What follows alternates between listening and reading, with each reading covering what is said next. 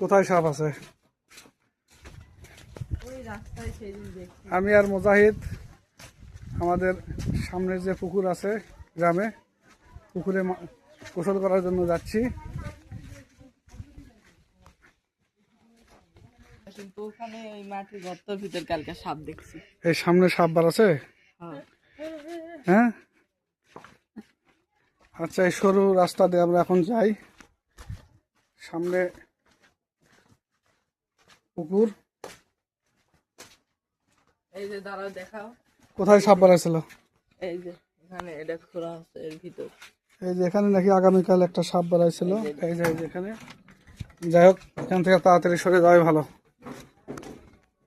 নিচে দেখো, শিবের পায়ের উপর থেকে লাফ মারছে। কারণ জঙ্গলের মধ্যে সাপ বেরোতেই পারে, একটু সাবধানে যাইতে হবে। গ্রামে পুকুরে গোসল করার একটা মজা আছে, খুব ভালো লাগে। এই হচ্ছে সামনে পুকুর। এই পুকুরে গোসল করব আজকে। এখানে মাঝে মাঝে মুজাহিদ আসে সাঁতার শেখার জন্য।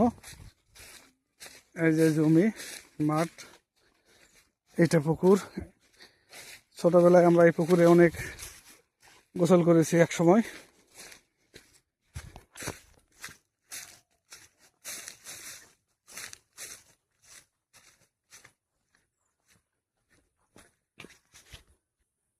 যাও। বাবা এখন নামবে পুকুরে।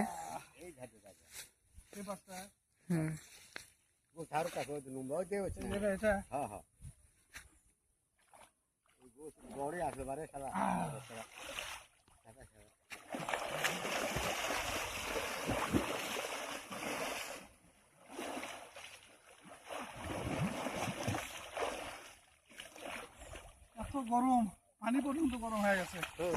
রোদের এত তাপ, হ্যাঁ, পানি গরম হয়ে গেছে না?